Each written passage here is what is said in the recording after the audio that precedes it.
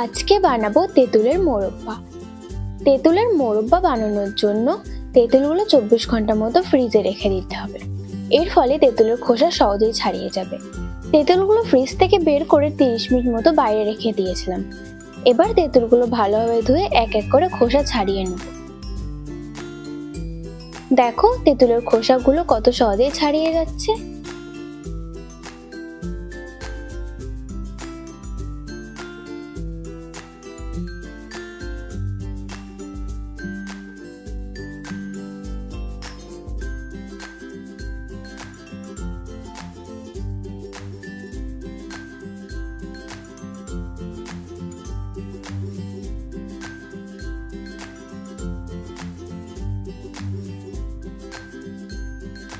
এবার একটা ছুরির সাহায্যে এরকম ভাবে লম্বা ভাবে কেটে একটা টুথপিকের সাহায্যে দানা বের করে নেব।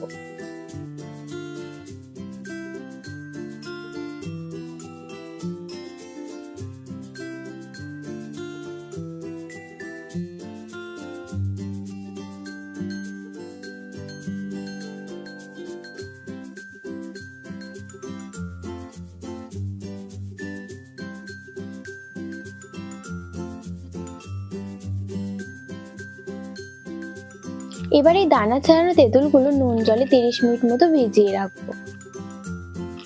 এবার একটা ভাজা মশলা তৈরি করে নেব। 5 ফোড়ন আর শুকনো লঙ্কা শুকনো খোলায় ভেজে গুঁড়ো করে নেব।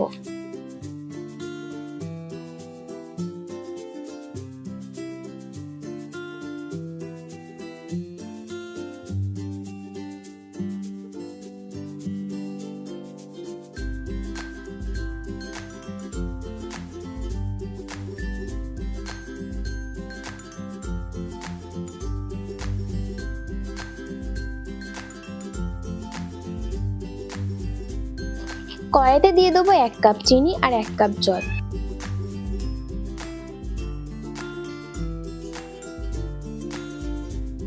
চিনিগুলো গলে গেলেই দিয়ে দেবো সামান্য হলুদ। তোমরা চাইলে ফুড কালার অ্যাড করতে পারো। এবার দিয়ে দেবো তেঁতুলগুলো। স্লো ফ্লেমে ভালোভাবে চিনির রসের সাথে কুক করে নেব।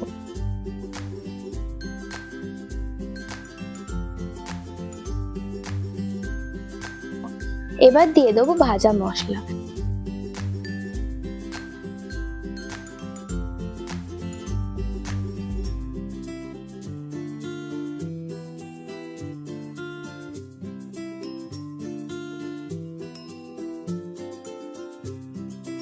চিনির রস যখন এরকম আঠালো ভাব আসবে তখন গ্যাসের ফ্লেম বন্ধ করে দেবো।